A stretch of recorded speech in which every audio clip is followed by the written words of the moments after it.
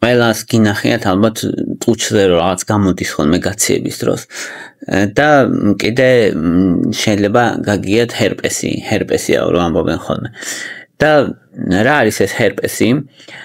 და დაბნეულობაა კიდე ჰერპესებთან დაკავშირებით, იმიტომ რომ ჰერპეს ვირუსი არის ადამიანის ვირუსი, რომელიც ბევრნაირ რამეს იწვევს, ბევრნაირ დაავადებას და თან კიდე ყველას ჰერპესი ქვია და განსხვავებულ დაავადებებს იწვევენ და ამიტომ გაურკვევლობა არის ხოლმე ჰერპესთან დაკავშირებით.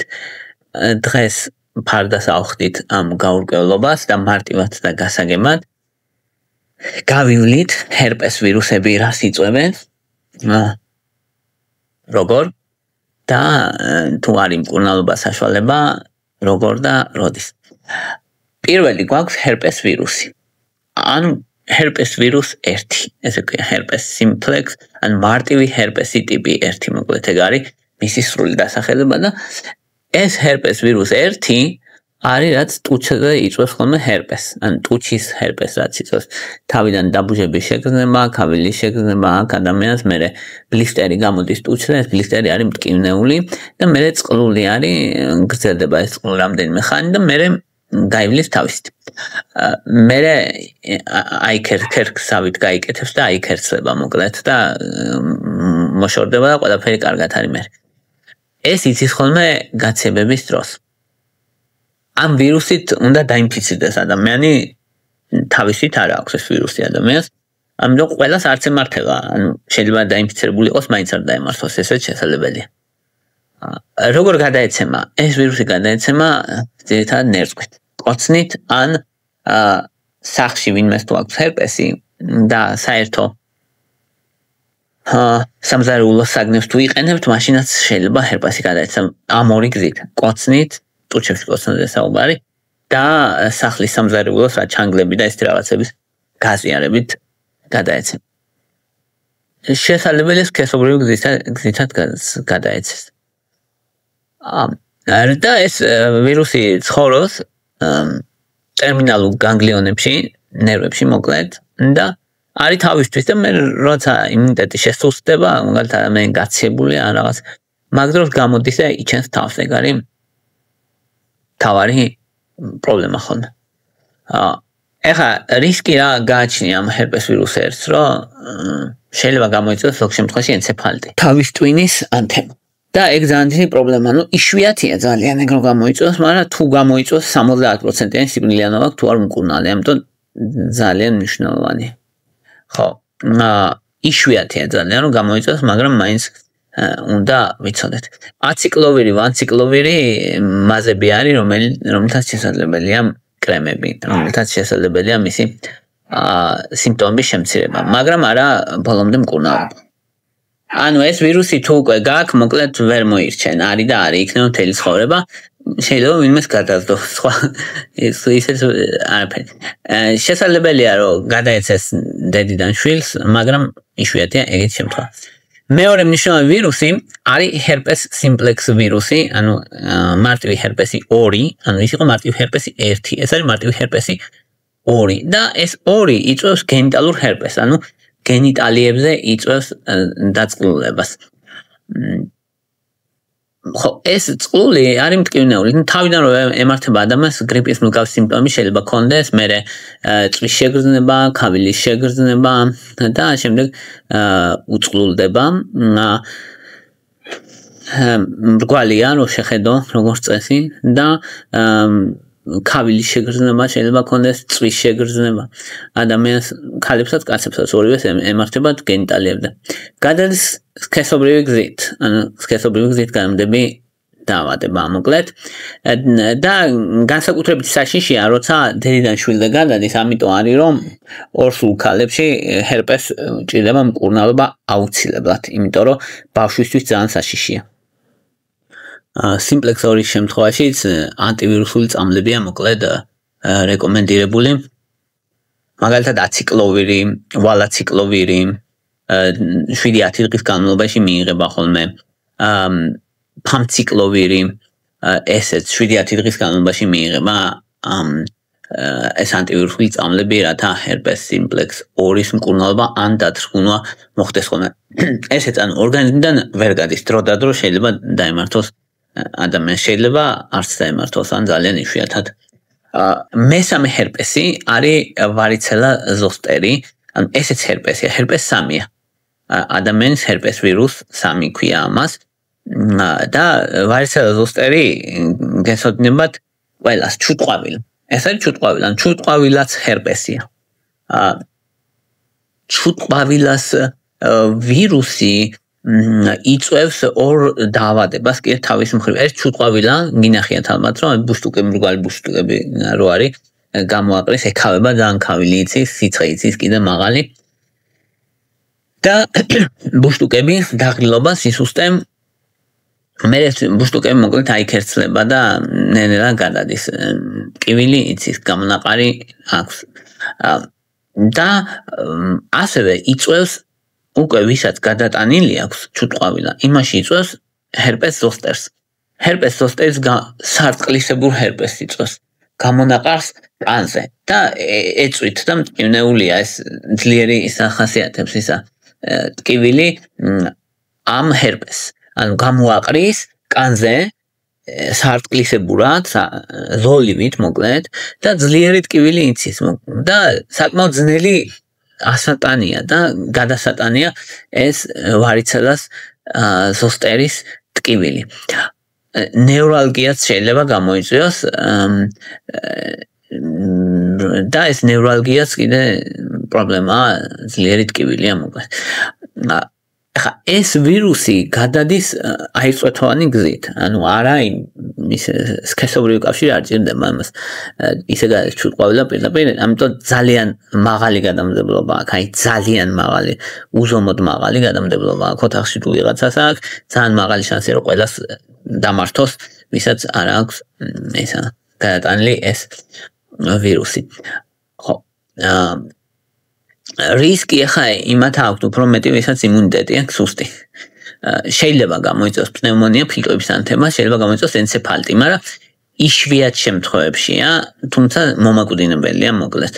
თუ ენცეფალიტი გამოიწვია, მაგრამ ძალიან იშვიათია.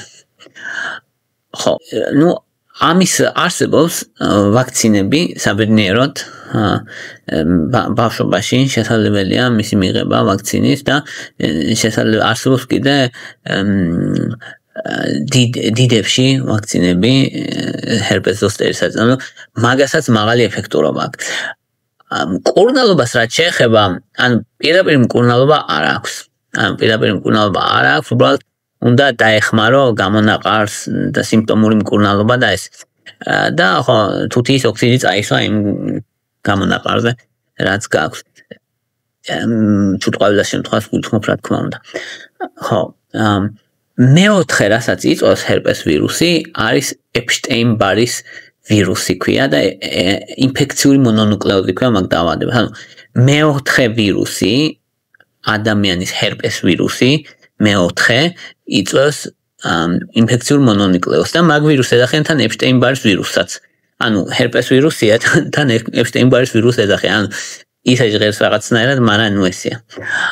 ხო, დაღლილობა იცის, ფარინგიტი იცის, ცხელება, ლიმფური კვანძების გადიდება, ელენთის გადიდება, ესეც თავისი დგაების კოცნით გადადის. ყველაზე ხშირად გადადის ხოლმე კოცნით, ამიტომ შეყვარებული ახალგაზრდები ვინც არიან და თუ გაუდით და ელენთა ნიშნავს რომ ვიღაც და ისეთ ბიჭს აკოცა ან გოგოს აკოცა, რომელსაც ჰქონდა ინფექციური მონონუკლეოზი.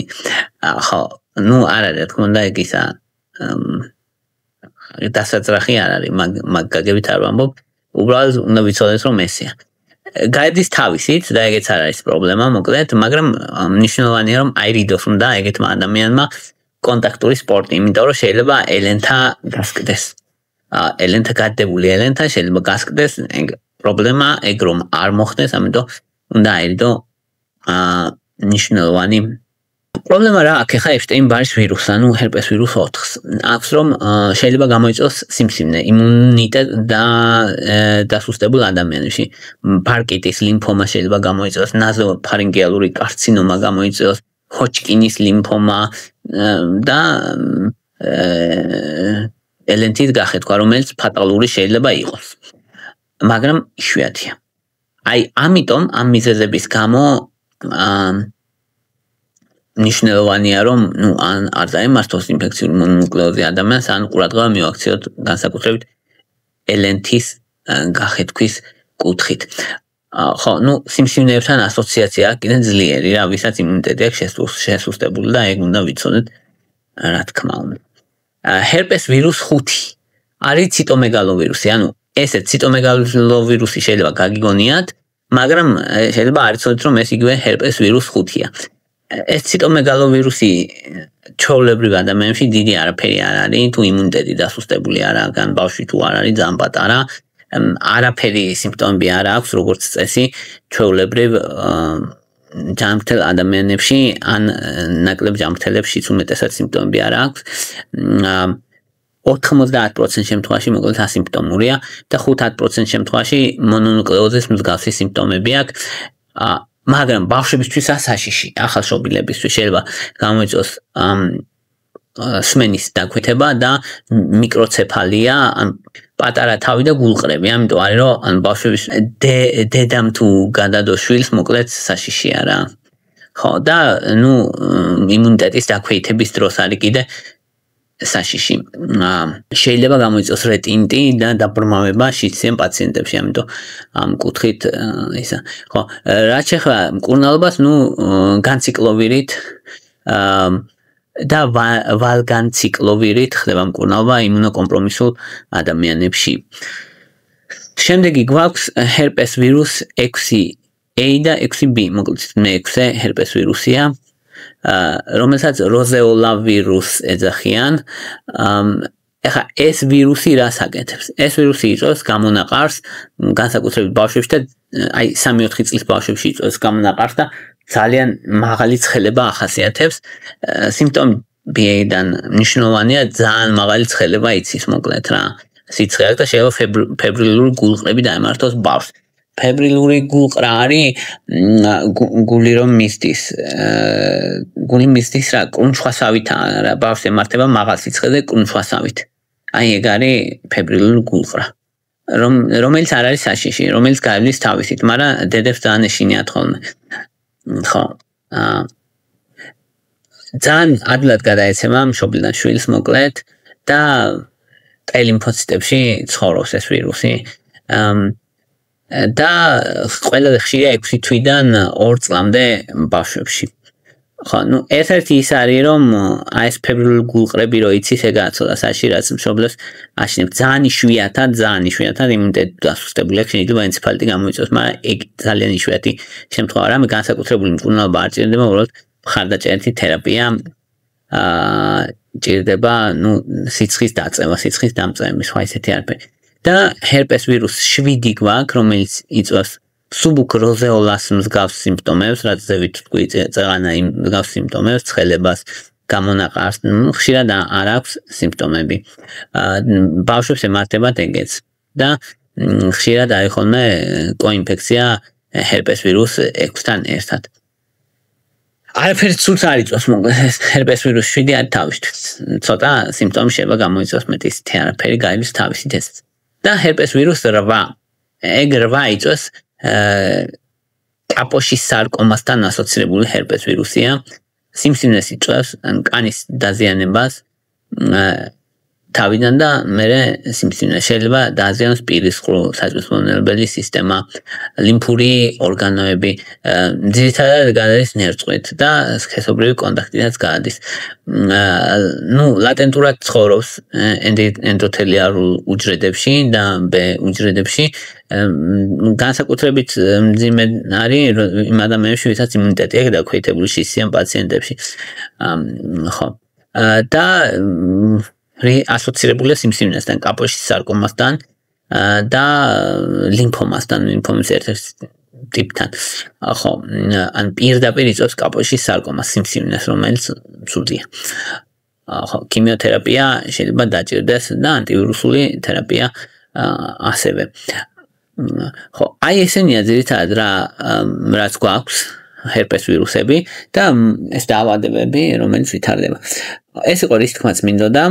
მადლობა რომ მისმენდით, მადლობა რომ გაინტერესებთ. თუ მოგწონთ ჩემი ვიდეოები დალაიქეთ, თუ მოგწონთ ჩემი არხი გამოწერეთ. ვისაც დონაციები გინდათ რომ გავაკეთოთ და არხის განვითარებას დაეხმაროთ, ამისთვის ანგარიშის ნომრები მაქვს მითითებული აღწერაში, ასე ვისაც გინდათ პირადად კითხვების დასმა და დონაცია ამისთვის Patreon-ზე გამომიწეროთ.